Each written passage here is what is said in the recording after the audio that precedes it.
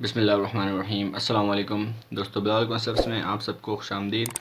आज हम बात करेंगे इंटरनेशनलिज़म के बारे में।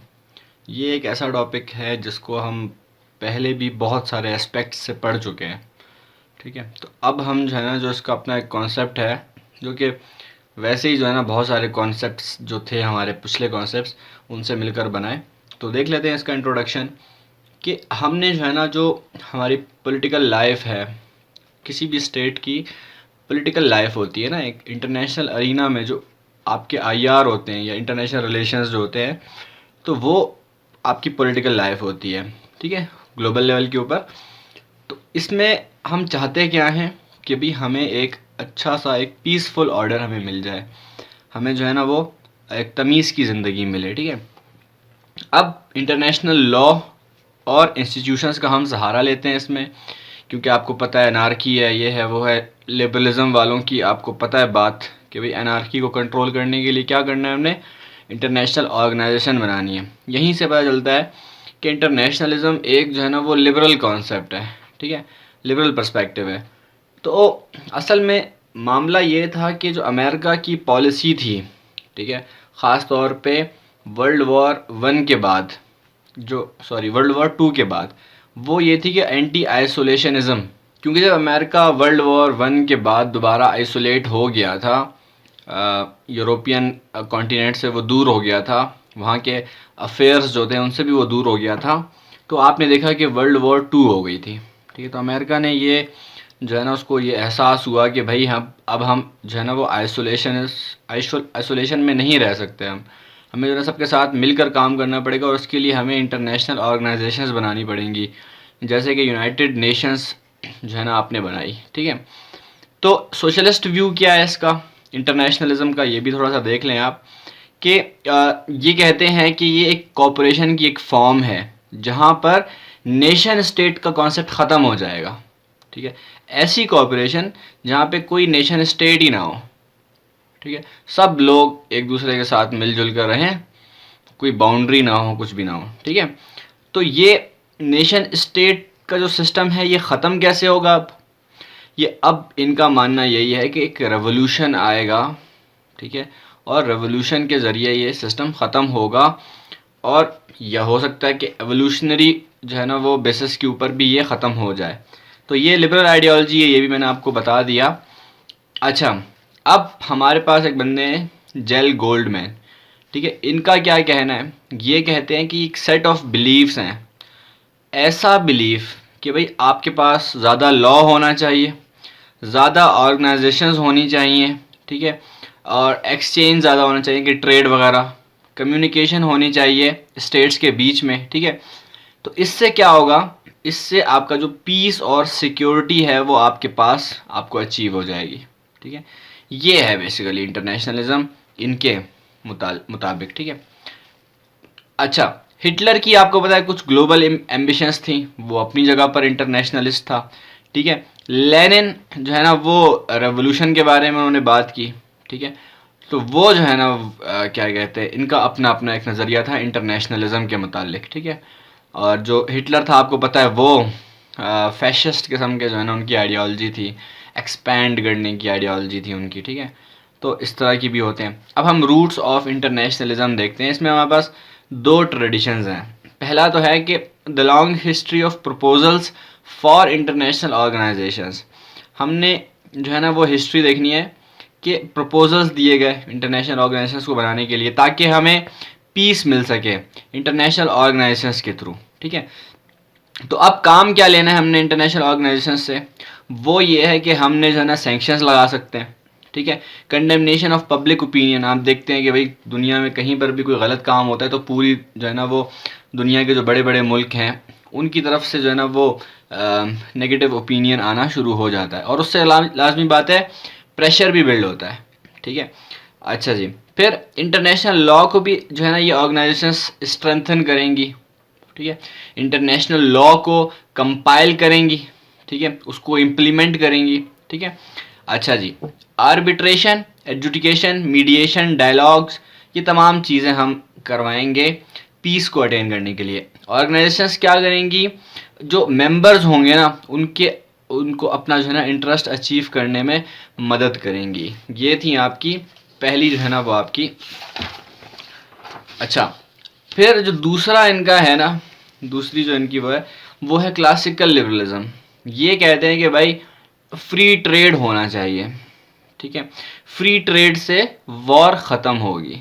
अब इनके यहाँ जो लिबरल क्लासिकल लिबरलिज्म वालों के यहाँ यही जो है ना वो आपका इंटरनेशनलिज्म बनी बाद में जाके, कि आपने फिर इंटरनेशनल ऑर्गेनाइजेशंस बनाई ताकि आप जो है ना वो ये जो कानून थे उनको इम्प्लीमेंट करवा सको, ठीक है। जो भी आपके जो आइडियोलॉजी थी, जो आपके नज़रियात थे, फ्री ट्रेड, ठीक है, और आपका जो है ना काफ़ी सारी चीज़ें थी ना, जो हमने देखा था कि वुडरो विल्सन के जो 20 पॉइंट्स थे, ठीक है, वो 20 नहीं सॉरी 14 पॉइंट्स थे, ठीक है, वो आप देखें तो आपको पता चलेगा उसके अंदर सारे के सारे जो पॉइंट्स हैं वो सारे क्लासिकल लिबरलिज्म, उसमें फ्रीडम ऑफ सी है, ठीक है, वगैरह वगैरह। और जो जर्मनी के ऊपर उन्होंने सैंक्शंस लगाई थी उसकी मिसाल भी यहाँ पर मिल जाती है। Moral, intellectual, economic progress of mankind, इन जो लिबरल आइडियाज़ थे इनको इम्प्लीमेंट करने के लिए हमने पहले तो लीग ऑफ नेशंस बनाई, फिर वो जब फेल हुई फिर हमने यूएनओ बनाई, ठीक है।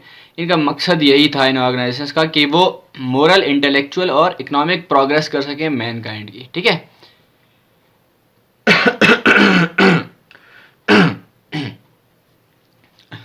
अच्छा जी, अब हम किसी की जो है ना जो फिलोसफिकल हिस्ट्री है वो देखते हैं हम इसकी, ठीक है। वो क्या हिस्ट्री है इसकी? वो पहली तो जो हमारे पास हीगो ग्रोटस थे, उन्होंने इंटरनेशनल लॉ, आपको पता है मॉडर्न इंटरनेशनल लॉ में आप पढ़ते हैं उनका नाम, उन्होंने जो है ना ये बताया था हमें इंटरनेशनल लॉ में कैसे। उन्होंने एक बुक लिखी थी, the rights of war and peace. अब वॉर को जो है ना वो रेगुलेट करने के लिए वॉर के अंदर जो नॉन कॉम्बेटेंट्स थे, जो आपके सिविलियंस थे, उनके कुछ राइट्स बनते हैं, ठीक है, वो राइट्स इन्होंने बताए हमें, ठीक है। और फिर उन राइट्स को, सिर्फ राइट्स थे नहीं थे, रूल्स रेगुलेशंस जो आपके लॉ थे उनको इम्प्लीमेंट करने के लिए जो है ना ऑर्गेनाइजेशन बनाई, ठीक है। तो ये इन्होंने कॉन्सेप्ट दिया था, जो इनका जो कॉन्सेप्ट था वो बेस बना इंटरनेशनलिज्म का फिलोसफिकल, जो पॉलिटिकल साइंस के अंदर या फिलोसफी के अंदर अगर हम इसको देखें तो जस्ट वॉर का कॉन्सेप्ट इन्होंने हमें दिया, ठीक है। जस्ट वॉर क्या है ये हम पढ़ चुके हैं, जो हमने वॉर्स का हमारा लेक्चर है उसके अंदर हमने पढ़ चुके हैं ये चीज़, ठीक है, वो आप देख लें जाके, कि ऐसी वॉर, जस्ट से याद रखें, ऐसी वॉर जो जस्टिफाइएबल वॉर हो आपकी, ठीक है। जो जस्टिफाइबल वॉर होगी वो आपकी जस्ट वॉर होगी, यानी कि इसको आप ये भी कह सकते हैं कि अपने हक के लिए आप लड़ाई कर रहे हैं, सेल्फ डिफेंस में लड़ाई कर रहे हैं। इमैनुअल कांट ने क्या कहा? उन्होंने कहा कि रिपब्लिकनिज्म लीड्स टू कोऑपरेशन। अब रिपब्लिकनिज्म को अगर हम गौर से समझें तो रिपब्लिकनिज्म एक ऐसा नज़रिया है, ठीक है, एक ऐसा नज़रिया है कि भाई आपको जो है ना वो किसी जो है ना वो मोनार्की आप उसको जो है ना वो नहीं करेंगे, को ऑटोक्रेटिक रूल को आप एक्सेप्ट नहीं करेंगे, किसी डिक्टेटरशिप को आप एक्सेप्ट नहीं करेंगे।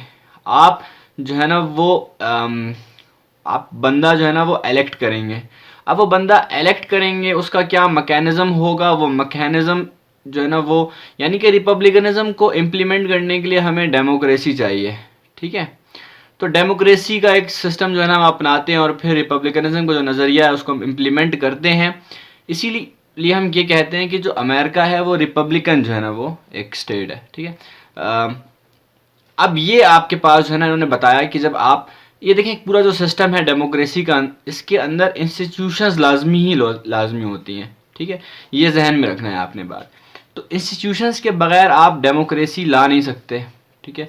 और जब इंस्टीट्यूशंस आएंगी, हर चीज़ डेमोक्रेसी आएगी, मेनली कहने का मकसद ये है कि जब एक बंदा, एक आम आदमी, ठीक है, उसको दूसरे लोग मिलकर सपोर्ट करेंगे, ठीक है, और वो बंदा ऊपर आएगा, तो फिर जो है ना ये सिस्टम आना चाहिए ताकि मेरिट के ऊपर काम हो।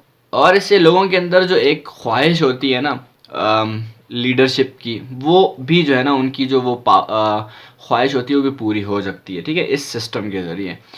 तो फिर जब लोगों की ख्वाहिश पूरी होगी, उनको जो है ना अपॉर्चुनिटीज़ मिलेंगी इक्वल, तो फिर लाजमी बात है कोऑपरेशन आएगी हमारे पास, ठीक है। तो कार्ल मार्क्स के मुताबिक end of the capitalism through various international फोरा क्या होगा, वो कैपिटलिज्म होगा आपका, सॉरी इंटरनेशनलिज्म होगा।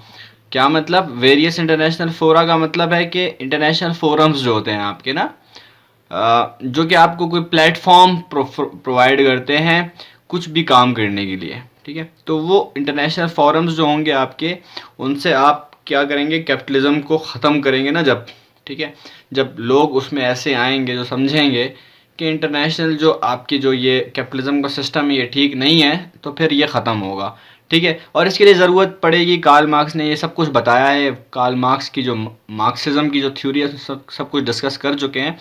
उसने बताया था कि भाई एक जो है ना डिप्रेशन आने की देर होगी, ठीक है। एक बड़ा डिप्रेशन आएगा दुनिया में, इकोनॉमिक डिप्रेशन, तो फिर उससे क्या होगा कि एक रेवोल्यूशन आएगा।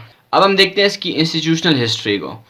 हमें बताया कि सबसे पहले जो है ना वो आपके पास लीग ऑफ नेशंस था, ठीक है। कब बना ये, 1919 में, ठीक है। जो कि आपका ट्रीटी ऑफ वर्साइल के में जो आपके वुडरो विल्सन के 14 पॉइंट्स थे, उसमें जो आखिरी पॉइंट था वो लीग ऑफ नेशन बनाने की बात थी। तो यहाँ पे आपने इंटरनेशनलिज्म देखा, ठीक है।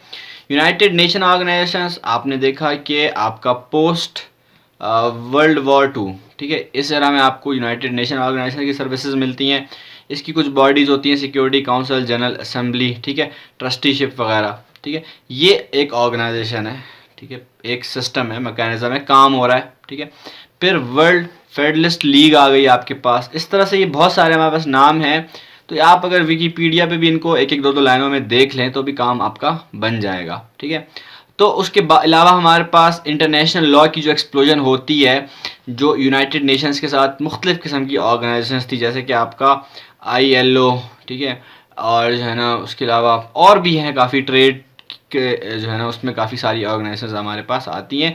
और इन ऑर्गेनाइजेशंस ने मिलकर इंटरनेशनल लॉ को क्या किया है आपका, वो किया है। आपकी बहुत सारी जो कन्वेंशंस हैं, हेग कन्वेंशंस है, आपकी जेनेवा कन्वेंशंस हैं, ठीक है, उनको भी अडॉप्ट किया है, ठीक है।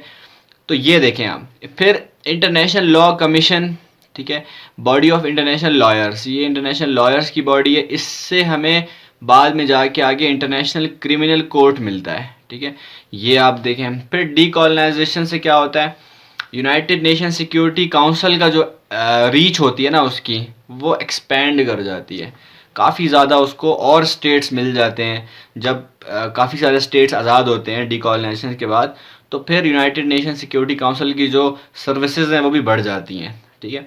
तो आपने देखा इन एराज में हमारे पास इंटरनेशनलिज्म काफ़ी हद तक एमर्ज हुआ। तो ये हमारे पास जो इंटरनेशनल रिलेशंस का कॉन्सेप्ट था, ये हमारा यहीं पे ख़त्म होता है। उम्मीद करता हूँ दोस्तों आप लोगों को इंटरनेशनलिज्म का सारा कॉन्सेप्ट समझ में आ गया होगा। अगर वाकई में आपको ये वीडियो पसंद आई है तो इस वीडियो को लाइक करें, अपने दोस्तों के साथ शेयर करें, कमेंट में फीडबैक ज़रूर दें। साथ ही साथ चैनल को सब्सक्राइब करके बेल आइकन पे भी क्लिक करें। मैं मिलता हूँ अगली वीडियो में। टेक केयर, अल्लाह निगहबान।